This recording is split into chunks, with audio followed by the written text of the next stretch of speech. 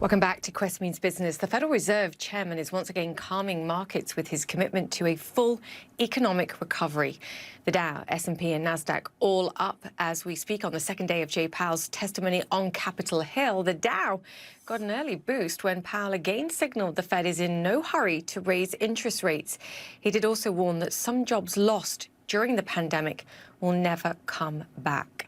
Now, some of America's top business leaders are urging Congress to pass President Joe Biden's stimulus plan. More than 150 CEOs signed a letter to lawmakers saying the American Rescue Plan provides a framework for coordinated public-private efforts to overcome COVID-19 and to move forward with a new era of inclusive growth. Tom Steyer is an entrepreneur who ran for president as a Democrat in 2020. He's also founder of Next Gen America, a coalition that encourages young people to get involved in politics. It is great to have you on the show, Tom. I've often watched you say on many occasions that we're seeing a rebellion of the younger generation against what they're being left by the older generation, whether that's student debt, a weakened climate, national debt. Through that prism, is it right to be spending another $1.9 trillion at this moment? Well, I think that, Julia, the Biden-Harris campaign ran on delivering support to suffering Americans in this pandemic, and they're keeping their promise with this plan. And by the way, the people who are disproportionately suffering in this pandemic are young people. So we need to get to the future for young people to get past this pandemic. And really, that's what this plan is. So yes, they're doing the right thing by young people. Young people definitely support COVID relief. And, you know, this is entirely consistent with what Joe Biden ran on and what he promised. So he's living up to his promises in the campaign. I mean, one of the most contentious parts of this is perhaps raising the minimum wage. It's currently $7.25, although many businesses already pay more than that. There's talk of a $15 minimum wage, but of course it's sporadic. You understand better than most the benefits at the lower end of the economy for workers that will perhaps provide, but at the same time for small businesses, paying that kind of level of wage is also a huge challenge. Where do you lie on this issue? Look, I'm definitely in favor of the higher minimum wage. I've been fighting for I think for over a decade, alongside working people in this country. You know, what we've seen is when the living wage is actually fair, that in fact, it raises the economy, that the concerns from small businesses are vastly overblown.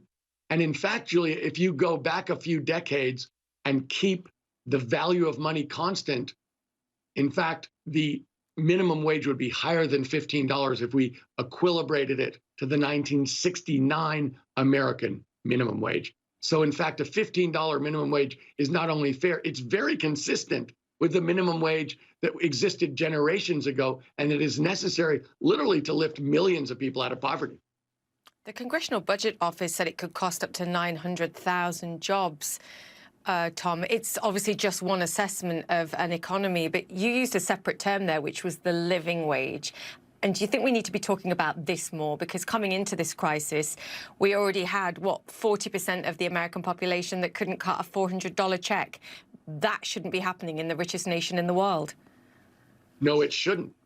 And, you know, in fact, it is absolutely critical that we have much greater equality in terms of economics and earning across our society. And the bluntest and most powerful tool for that really is the minimum wage. But if you look across our society, Julia, and I know you have, so I don't mean to be condescending in any way, but you look at how many people can't afford food. If you look at how many people can't afford housing, you know, the basics of life, healthcare, you understand that when we talk about economic inequality, we're not just talking about comparisons. We're talking about a huge numbers, millions, tens of millions, hundreds of millions of Americans who can't afford what we consider the necessity of life. And actually, governmental action is critical. It sets the framework to have the kind of society that we want. And this is a perfect example of where government needs to step in and redo the framework so we have a much more just society. How do you pay for that? How do you pay for a rebalancing of the financials? Because we simply haven't seen that in this country for decades and decades. Is it about higher taxes on the richest? And you are one of them. Can we still have the same level of entrepreneurship, of business building, of creating some of the biggest businesses in the world while having a more fair society?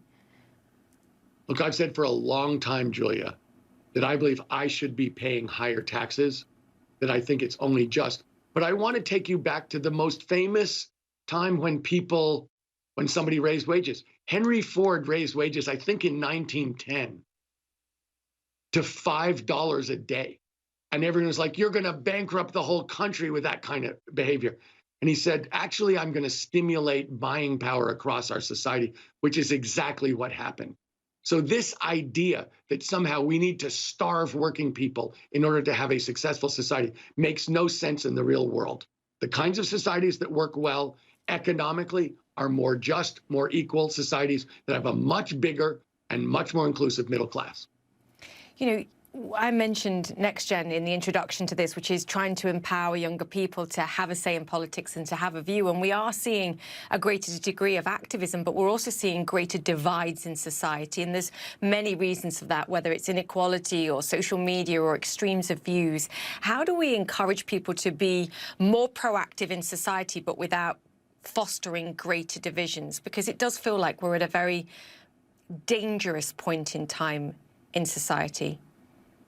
Well, Julia, let me just say, Next Gen focuses on American voters who are 18 to 35. It's the biggest age group in America. The millennials are bigger in number than the boomers. It's the most diverse generation. It includes Gen Z, most diverse generation in American history, most progressive generation in America, voting at half the rate of other American citizens originally because they didn't think the system worked. They thought the system was rigged against them, and they didn't want to participate. So from Next Gen's perspective, what we do is not try and convince them to have different opinions. The only thing we try and convince them of is that if they participate as a group, if they register and get involved politically and vote, then that actually changes the outcome. That democracy works, but it only works through participation. And in 2020, we had the highest turnout of young voters in American history. So in fact, Next Gen is the biggest youth empowerment effort in American voting history. And 2020 was proof that it has to happen. And when it does happen, it has absolutely critical impact. I couldn't agree more with you. It's a sidebar, but it's also very connected. What we've seen in the last few months is part of the rebellion that we began by talking about in financial markets, in things like GameStop and the rally, and then the collapse that we saw in that price. Also in sort of anti-establishment assets like Bitcoin and crypto. As an entrepreneur, and a very wealthy one at that, do you have a view on cryptocurrencies, Bitcoin, for example? Because we have seen a lot of people wading in this market right now. I just wondered what your take is. Look, I think it is fair to describe crypto as people opting out of traditional financial systems, an alternative to traditional financial systems. And so, for a whole bunch of reasons. So in fact, the thing that the success of cryptocurrencies is pointing out is that there are a large number of people in our society, but actually across the world, who are choosing to believe in a private system of finance as opposed to one that is run and regulated by governments. And that's exactly consistent with what happened in GameStop, where a group of people felt as if the existing financial system, the stock market, was rigged by insiders against everybody else. And they sort of organized online to try and push back against some insiders who were vulnerable and to show that the system wasn't fair. We're seeing this kind of populism, this kind of anger at rigged systems across the board. Not just in these instances, but much more broadly in the basic political movements, including Mr. Trump, that we've seen over the past decade. Yeah. Read the tea leaves and see the messages in what we're seeing in financial markets and beyond. Tom, fantastic to have you on. Thank you so much for joining the show this afternoon. Tom Steyer there. Julia, thanks for having me. Thank you.